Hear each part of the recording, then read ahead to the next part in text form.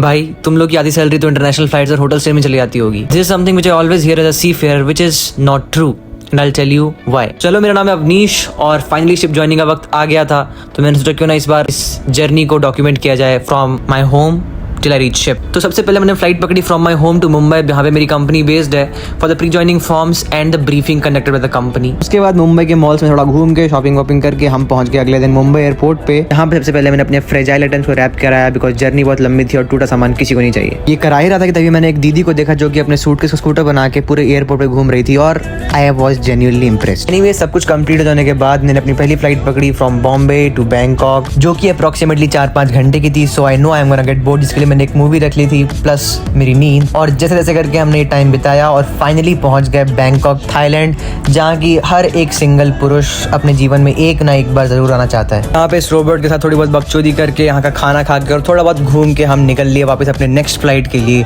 जो की थी फॉर कोरिया, और ये थी अप्रॉक्स 5-6 घंटे की flight. But I was not worried because come on, this is the Korean airlines. और फिर उनके दिए हुए कंफर्टेबल चप्पल में पहन रहा था कि तभी हमने भर दी उड़ान, और व्यू था बहुत ही देखने लायक, ब्यूटीफुल। फिर मैं जल्दी से स्क्रीन खोल के अपने 5-6 घंटे का जुगाड़ करने लगा कोई मूवी ढूंढ के, बट यहाँ पे इतनी सारी मूवीज अवेलेबल थी कि आधे घंटे तो इसी में चलेगा। तब तक हमारे पास आ गया हमारा खाना। फिर जैसे तैसे ये खाना निपटा के हमने स्टार्ट कर दिया अपनी movie while enjoying the view, और कब रात से सुबह हो गई पता ही नहीं चला। और फिर नज़ारा एंजॉय किया और लैंडिंग के लिए तैयार हो गए, and we finally reached our destination South Korea. फिर इन दीदी और इनके दोस्त को देखते ही देखते हमारा लगेज भी आ गया और हमारे एजेंट की गाड़ी में बैठ के हम निकल लिए साउथ कोरिया घूमने। फिर उस दिन काफ़ी अच्छी जगह घूम के हम लोग फाइनली चले गए खाना खाने, क्योंकि लगी थी बहुत भूख, और आई वॉज वेरी कॉन्फिडेंट कि I will manage with this 2 steel की chopsticks, but I was unsuccessful. और फिर वेरियस अटेम्प्ट्स के बाद बेशर्मों की तरह जाके मैंने मांग ही लिया एक फॉर्क। फिर इस बंदे को बेसबॉल खेलते हुए देख मुझे याद आ गई डोरेमोन की, बट एनीवेज, तो अगले दिन एजेंट हमें ले गया सर्विस बोर्ड के पास, जो कि पहुंचाएगा हमें अपने वेसल पे। Coming to the first question, from the moment you step out of your house to the moment you reach vessel,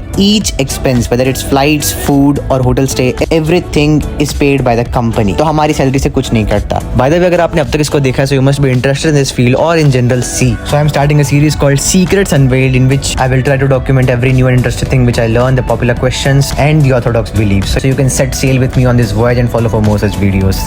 Thank you. This is episode 1.